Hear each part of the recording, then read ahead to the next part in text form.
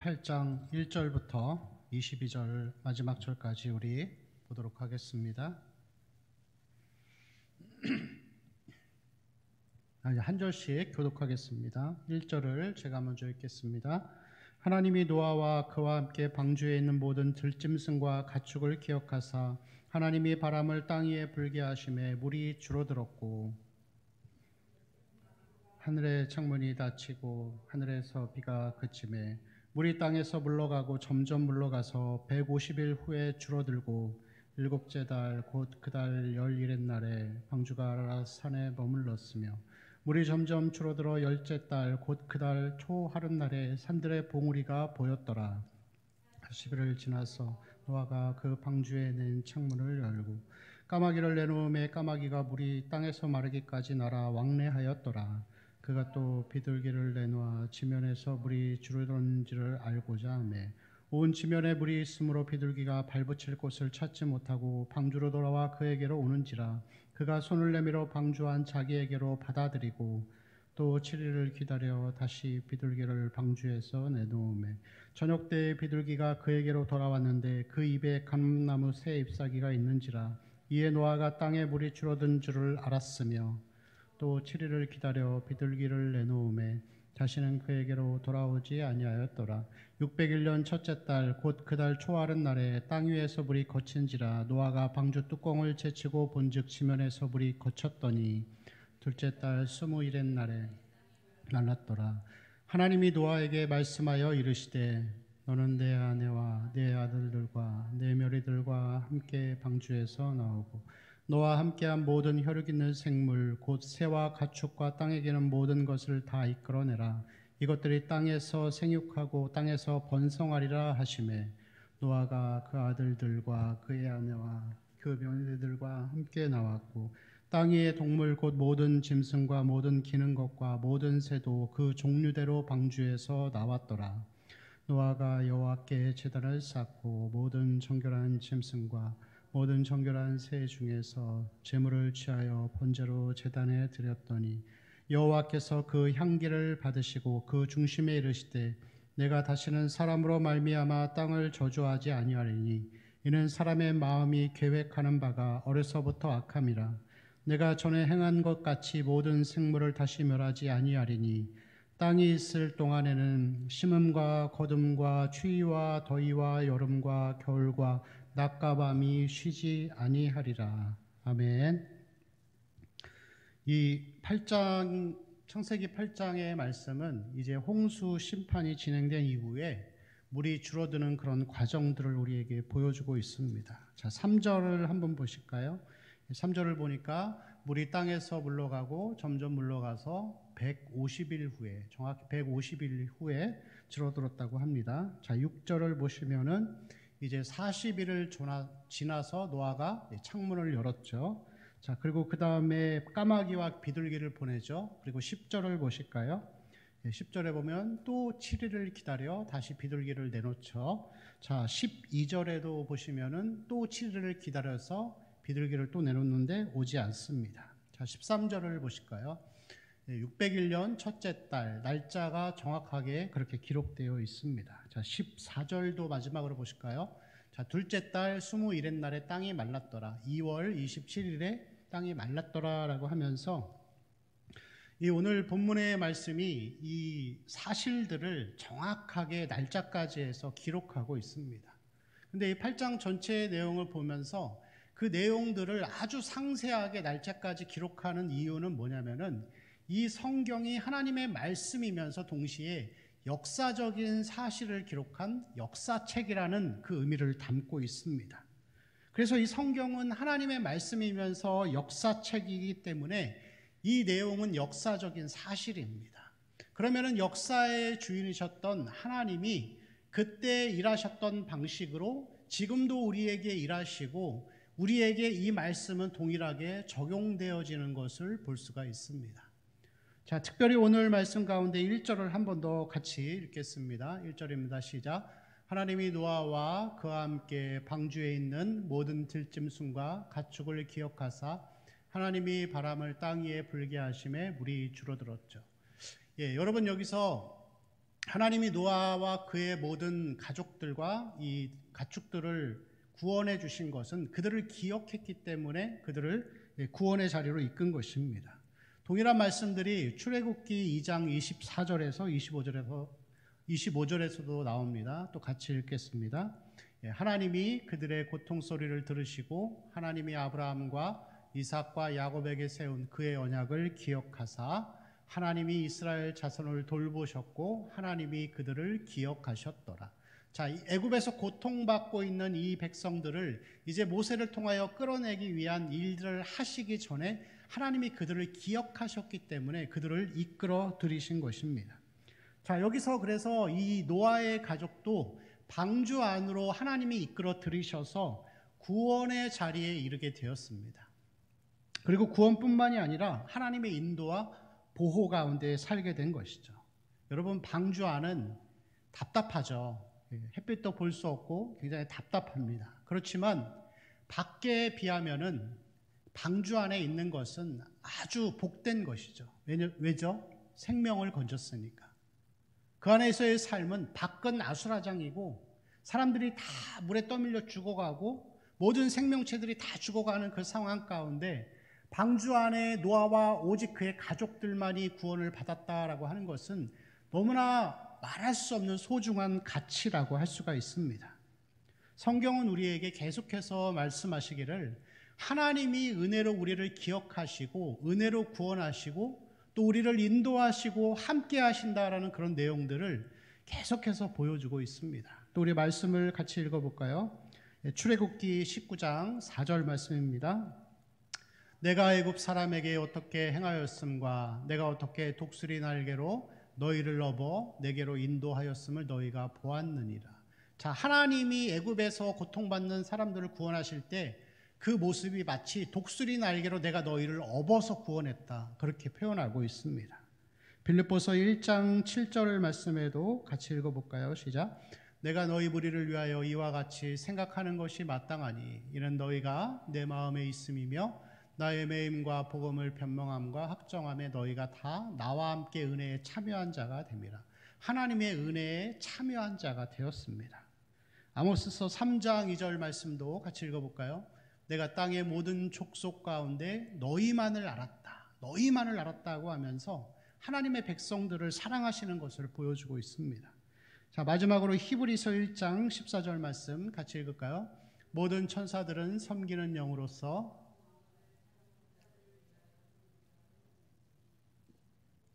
심지어는 천사들도 하나님의 자녀들을 섬기기 위해서 하나님이 보내주신 것입니다.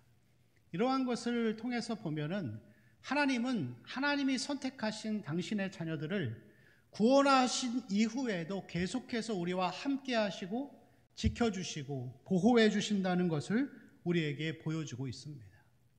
여러분, 하나님은 세상에 있는 모든 사람들에게 은혜를 베풀어 주십니다.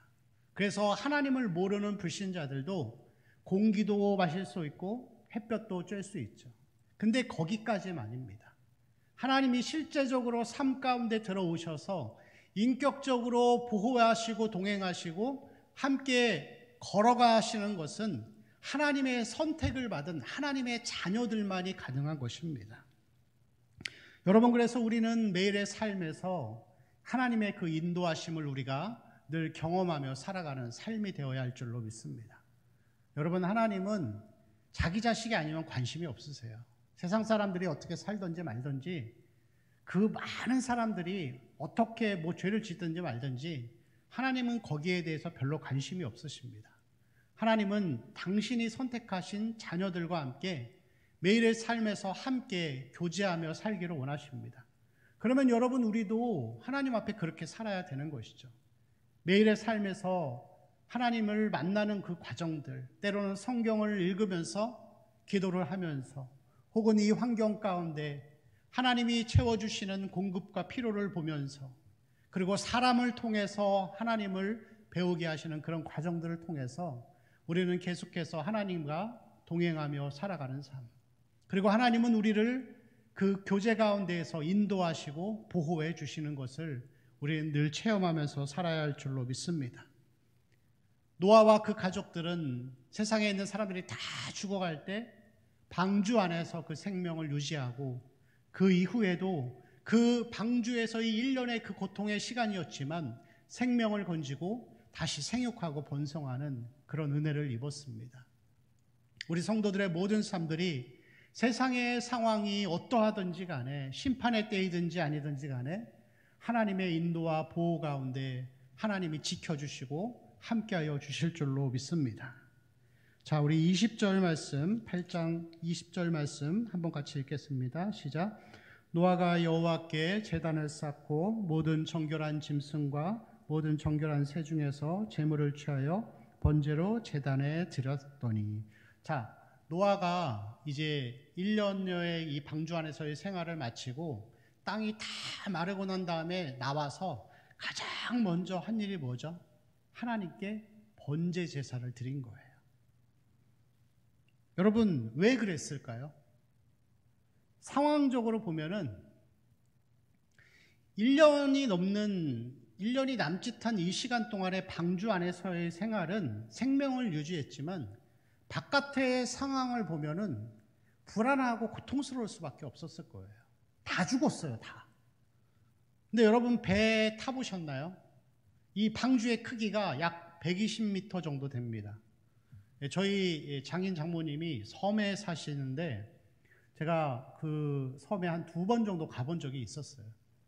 근데 파도가 잔잔하면은 아무 문제가 없는데, 한 번은 섬에서 나오는데 파도가 얼마나 세게 치는지 배가 약간 이렇게 조금 과장을 더해서 직각으로 서더라고요. 섰다 내렸다 하는데, 야, 진짜 이러다 내 죽는구나, 정말 죽겠구나라는 생각이 들 정도로 그렇게 4시간, 5시간을 끔찍하게 배를 타고 온 시간들이 있었습니다. 노아는 더 그랬겠죠. 언제 어디서 산 같은 데 부딪힐지는 않을까, 아니면은 배가 전복되지는 않을까. 그 놀라운 그 파도의 그 가운데에서 그가 그 끔찍한 상황들을 보면서 무엇을 생각했을까요? 아, 하나님의 공의는 정말 무서운 것이구나. 하나님은 사랑이시지만 하나님의 공의는 너무나도, 이 거룩함은 너무나도 중요한 것이구나라고 생각했을 것입니다.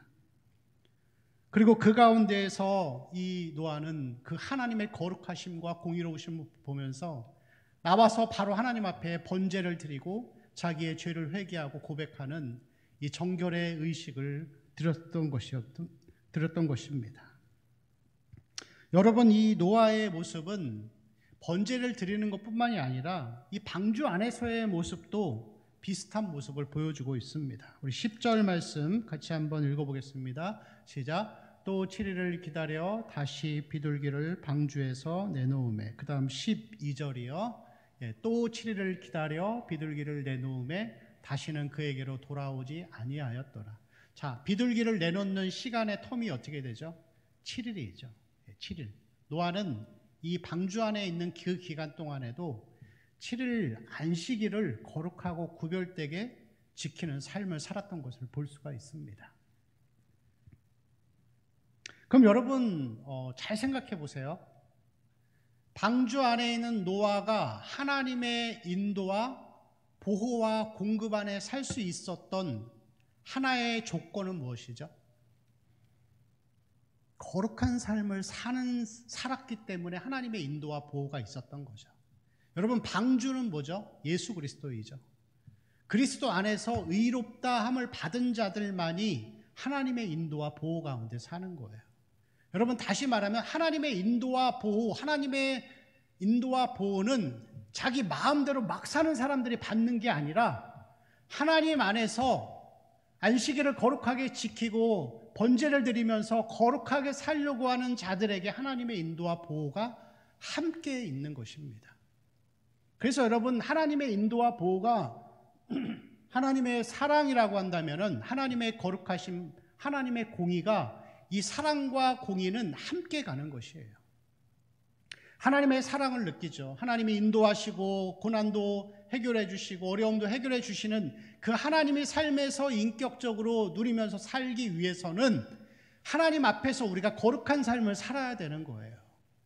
하나님이 우리를 사랑하신다고 하면 우리도 하나님을 사랑해야 돼요. 그 사랑은 하나님 앞에 거룩하게 사는 정결한 삶을 통해서 이 사랑이 서로 조화가 되고 소통이 되는 것이라고 할 수 있습니다. 그것을 여러분 하나님과 인격적으로 교제한다라고 이야기를 하는 것입니다.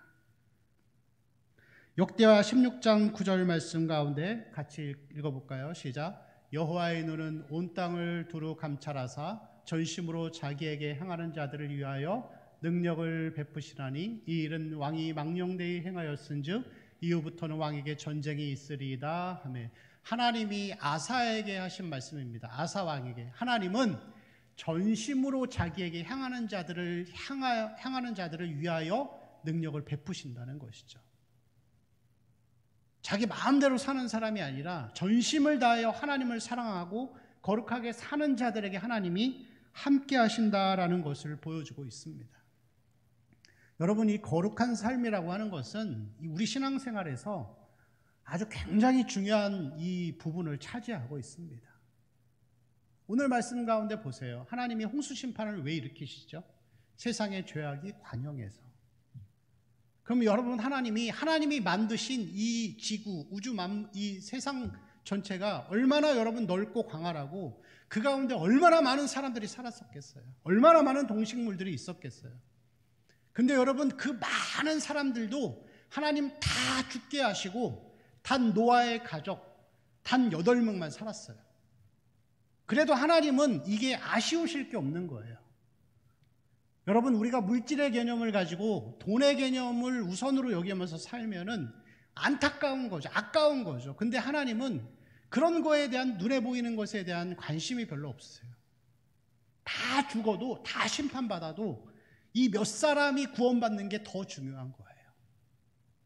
여러분, 세상이 죄악 가운데 막 살아도, 사람들이 그렇게 살아도 하나님은 거룩하게 살고자 하는 극소수의 사람들을 사랑하시고 그들 때문에 하나님이 우리에게서 심판을 멀리하시고 함께 하시는 것이라고 할 수가 있습니다. 고린도전서 6장 11절 말씀 우리 또 같이 읽어보겠습니다. 시작. 너희 중에 이와 같은 자들이 있더니 주 예수 그리스도의 이름과 우리 하나님의 성령 안에서 씻음과 거룩함과 의롭다 하심을 받았느니라. 자, 사도 바울이 고린도 교회에게 쓴 편지인데 여기에서 씻음 다음에 거룩함과 의로우심입니다. 그런데 여러분, 먼저는 의로움이 먼저 나와야 돼요. 의롭다 한 자가 거룩하게 사는 거잖아요. 근데 여러분, 왜 바꾸죠? 왜 순서를 바꿔서 사도 바울이 이야기를 하죠? 이 고린도 교회, 도덕적인 죄를 짓고 있는 고린도 교회를 향하여서 거룩한 삶을 강조하기 위해서 먼저 순서를 놓은 거예요. 자, 그 다음에 고린도전서 1장 30절 말씀 또 읽겠습니다. 시작. 너희는 하나님으로부터 나서 그리스도 예수 안에 있고 예수는 하나님으로부터 나와서 우리에게 지혜와 의로움과 거룩함과 구원함이 되셨으니. 자, 의로움과 거룩함, 구원함, 이게 원래 순서예요. 의롭다 하신 자가 거룩하게 살고 거룩하게 사는 자가 구원함, 마지막 구원을 받는 거예요. 그래서 성경은 구원을 3가지로 표현합니다. 과거 구원, 현재 구원, 미래 구원, 칭의적 구원, 성화적 구원, 그 다음에 영화적 구원을 얘기하는데, 구원을 3가지로 표현하는 거는 신학자들이 그냥 자기의 편의들을 위해서 설명을 잘하기 위해 한 걸 구분했을 뿐이지 이 3가지는 끊어질 수가 없어요. 그래서 여러분, 하나님 앞에 의롭게 된 자들은, 구원받은 사람들은 거룩한 삶을 살아가야 되는 거예요. 그게 여러분 구원의 증거예요. 열매입니다, 그게. 여러분, 그래서 이러한 거룩한 삶을 산다라고 하는 것은 예수 그리스도 안에서 사는 거예요. 방주 안에서 번제를 드리면서 사는 거예요. 날마다 그리스도를 의지하고 그 보혈 앞에 우리가 회개하고 믿음으로 살아감을 고백하며 살아가는 것을 이야기하고 있습니다. 예수 그리스도 안에서 살아가는 삶. 성경에서 보면은 이 신약 성경 가운데에서 그리스도 안에서라는 표현이 나오는데 48번이 나옵니다. 자, 그 다음에 그리스도 예수 안에서라는 표현이 34번이 나와요. 그리고 마지막으로 주 안에서라는 표현이 50회가 나옵니다. 총 132회가 주 예수 그리스도 안에서 살아가는 삶을 우리에게 말씀하고 있는 것을 볼 수가 있습니다. 사도 바울은 항상 표현합니다. 예수님을 표현할 때 우리 주 예수 그리스도라고 표현을 하죠. 예수님을 두 가지로 표현합니다. 하나는 그리스도이고 하나는 주님으로 표현하는 것이죠. 여러분, 사람들은 그리스도 대신 주는 예수님은 좋아하는데 주 대신 예수님은 별로 좋아하지 않습니다. 그리스도, 구원자란 뜻이죠. 나를 죄에서 구원하시고 가난에서 구원하시고 질병에서 구원하시고 고통에서 구원해 주시는 그 구원자는 좋아하는데 예수가 주 되시는 삶은 별로 좋아하지 않는 거예요. 내 뜻대로 행하지 않고 하나님 뜻을 따라 모든 상황들을 결정하고 주님이 나의 결정권자가 되시는 그 삶을 살아가는 것이, 그게 여러분 거룩한 삶을 살아가는 것이라고 할 수가 있습니다. 그럼 여러분, 오늘날의 교회는 어떤가요?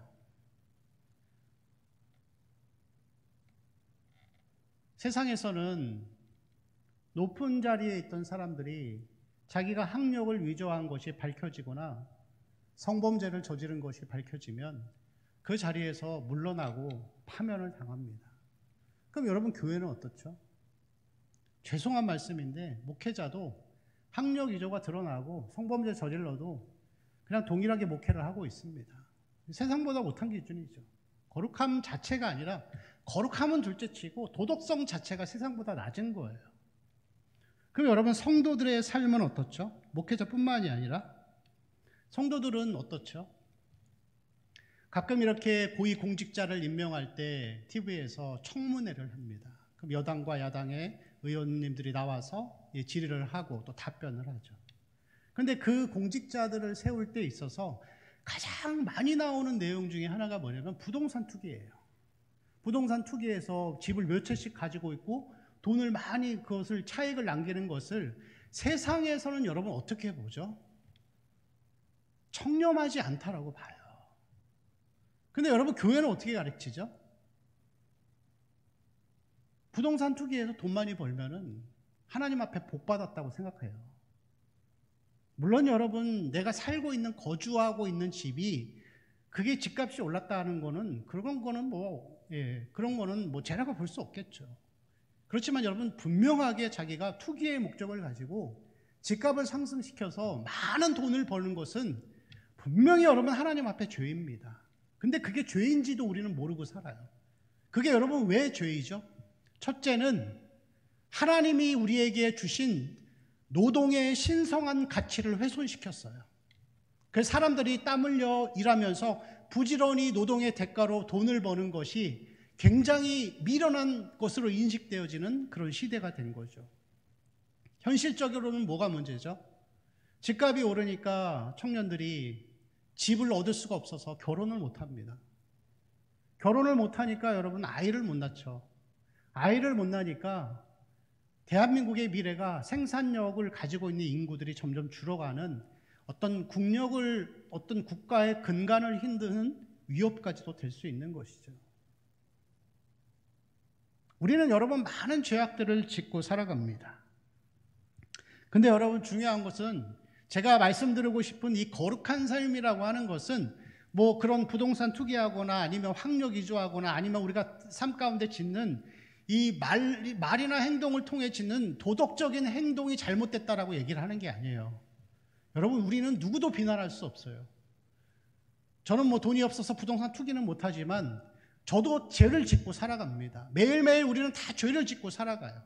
근데 여러분, 중요한 게 뭐냐면은, 우리가 그런 얘기를 들었을 때, 죄를 지적할 때, 뭐 부동산을 얘기하고 학력 위조와 성범죄를 얘기할 때, 어떤 사람은 그 얘기를 들었을 때 나에게 해당되는 죄가 되면은 그냥 마음속으로 못 들은 척하는 거예요. 성경이 분명히 그렇게 말하는데도 못 들은 척하고 계속 자기 길 가는 거예요. 그럼 여러분, 그렇게 자기 길 가다가 나중에 지옥 가는 거예요. 근데 여러분, 그런 죄들이 나에게 해당됐을 때 문제의 의식을 가지고 하나님 앞에 솔직하게 나의 연약함과 잘못을 인정하면 그게 회개하는 거예요. 여러분, 그게 거룩한 삶을 산다고 이야기를 하는 거예요. 어떤 사람이 거룩하신 하나님 앞에서 완전한 행동을 행하면서 살 수 있을까요? 아무도 못 그럽니다. 우린 다 죄성이 있으니까요. 그렇지만 여러분, 거룩하게 산다라고 하는 것은 도덕적인 완전함이 아니라 마음의 자세를 이야기를 하는 거예요. 도덕적인 행동만 옳으면은 바리새인들도 다 거룩한 사람들이죠. 행동도 다 옳았습니다. 마음이 문제였지. 우리는 다 죄악으로 죄악 가운데 살아갑니다. 그렇지만 이 죄에 대한 이야기를 들을 때 그것이 마음이 불편하고 못 들은 척하고 계속 자기 길 가는 거면은 그 불신자의 삶을 사는 거죠. 그러나 거기에 대한 문제의식을 가지고 우리가 그리스도 앞에 번제를 드리는 삶을 살아가면 그것이 여러분 거룩한 삶이라고 할 수가 있습니다. 여러분, 우리는 끊임없이 우리의 삶은, 우리의 마음은 예수가 주 되시는 삶이 아니라 내가 주인 되어서 내 뜻대로 하면서 살고자 하는 마음들이 있습니다. 우리가 하나님 앞에 가는 그날까지 믿는 자들도 여전히 믿는 우리들도 계속 내 판단과 생각을 따라서 그런 마음의 자세를 가지고 살아가려고 하는 그런 마음들이 있습니다. 그래서 여러분, 우리에게는 그 마음 가운데에서 항상 노아가 그랬듯이 방주에서 나와서 가장 먼저 번제를 드리는 삶을 살아가야 하는 것이죠. 매일매일 여러분, 우리는 십자가 앞에 우리를 내려놓고 하나님을 의지하는 삶이 되어야 하는 거예요. 여러분, 하나님이 우리에게 원하시는 것은 완벽한 삶이 아니에요. 누가 완벽합니까? 성범죄를 저지르는 거나 거짓말을 하는 거나 하나님 앞에서는 다 똑같아요. 중요한 것은 우리가 번제단을 드리는 거예요. 하나님 앞에 우리의 부족함을 인식하고 나는 하나님 없이는 살 수 없습니다. 예수 그리스도의 보혈 없이는 절대로 하루하루도 하나님 살아갈 수 없습니다. 그런 마음의 자세를 이야기하는 것입니다. 그래서 예수님이 산상수훈에서 말씀을 시작하면서 말씀하시죠. 심령이 가난한 자는 복이 있나니. 우리는 마음의 심령의 가난함이 아니라 우리의 마음을 가난해서 비워진 삶이 아니라 자꾸 죄악으로 채우려는 삶을 살아갑니다. 분노로 채우고 거짓말로 채우고 음욕으로 채우고 여러 가지 죄악들과 돈에 대한 욕심들로 우리는 채워갑니다. 그렇지만 그 가운데에서 우리는 채우고 싶지 않아도 채워져 가는 우리의 연약함들을 바라보면서 하나님 앞에 어떻게 해야 되죠? 애통하는 거예요. 애통하는 자는 복이 있나니. 그래서 여러분, 심령이 가난한 자 다음에 애통하는 자의 복이 나오는 것입니다. 여러분, 우리 자신을 바라보면, 이 한국교회를 바라보면 애통하는 마음이 들지 않습니까? 거룩의 의미도 사라져버렸고 거룩이 뭔지도 모르고, 아니 죄가 뭔지도 모르는 이러한 상황 가운데 우리의 마음이 계속해서 하나님 앞에 바르게 살고 싶어도, 예수 앞에 살고 싶어도 음욕으로 채워지고 분노로 채워진 우리 자신을 바라보면서 여러분, 애통하는 마음이 들지 않습니까? 그런 마음이 있는 것이 여러분 거룩한 삶을 살아가는 삶이라고 할 수가 있습니다. 이러한 거룩한 삶은 우리가 하나님 앞에 구원받은 자로서 마땅히 살아야 될 성도의 의무입니다. 거룩한 부담입니다. 그렇지만 여러분, 우리가 거룩한 삶을 살아가고자 하는 것은 하나님을 사랑하기 때문에 행하는 것입니다. 하나님이 우리를 사랑하셔서 우리를 인도하고 보호해 주시면 우리도 하나님을 사랑하는 마음으로 그 사랑을 거룩함으로 표현하며 살아가야 할 줄로 믿습니다. 빌립보서 1장 6절 말씀 같이 읽을까요? 너희 안에서 착한 일을 시작하신 이가 그리스도 예수의 날까지 이루실 줄을 우리는 확신하노라. 우리 안에 착한 일, 거룩한 삶으로 성화되어가는 삶을 살아가는 자들은 그리스도 예수의 날까지 하나님이 인도하시고 보호하시고 함께해 주시는 것을 우리에게 보여주고 있습니다. 주 안에서 살아가는 삶이 되시기를 축원합니다. 그리스도 예수 안에서 살아가는 삶이 되시기를 축원합니다. 나를 위해 죽으신 예수 그리스도, 번제의 희생물, 구원자가 스스로 번제의 희생물로 스스로 죽으신 예수 그리스도를 닮아서 우리도 그리스도와 함께 죽고 또한 그리스도와 함께 살아가는 삶이 되어야 할 줄로 믿습니다. 내가 그리스도와 함께 십자가에 못 박혔나니 그런즉 이제는 내가 사는 것이 아니요 내 안에 계신 예수 그리스도께서 사신 것이라. 여러분, 우리는 구원받은 이후에도 계속 죄를 사랑하고 하나님의 은혜보다도 정욕을 따라 살아가기를 원합니다. 그래서 우리는 매일매일 날마다 죽노라고 고백했던 사도 바울과 같이 번제단에 우리 자신을 드리고 그 십자가 보혈을 의지하며 살아가야 할 줄로 믿습니다. 그런 삶을 사는 자들이 하나님의 인도와 보호 가운데 살아갈 줄로 믿습니다. 여러분, 어려운 이 시기에 하나님의 인도와 보호가 우리 성도들의 삶 가운데 가득하기를 원합니다. 돈을 바라보고 세상을 바라보고 살아갔던 자들은 위기가 닥치면은 그 돈 때문에 고통 가운데 빠져들게 되어 있습니다. 그렇지만 여러분, 이 위기의 시대에, 고통의 시대에 돈이 아니라 거룩을 쫓아 살아가는 사람들은 거룩한 삶이 있기 때문에 세상의 환경과 상관없이 하나님의 보호와 위로가 있을 것입니다. 이 거룩한 삶, 그리고 그 가운데 하나님 주시는 이 인도와 보호하심 가운데에서 우리 하나님의 이 사랑 가운데에서 승리하며 살아가는 우리 모든 동원의 성도들이 되시기를 축원합니다. 기도하겠습니다. 함께 같이 기도하실 때 오늘 하나님이 주신 말씀들을 기억하면서 같이 기도했으면 좋겠습니다. 하나님의 인도와 보호는 자기 마음대로 사는 자에게 오는 것이 아닙니다.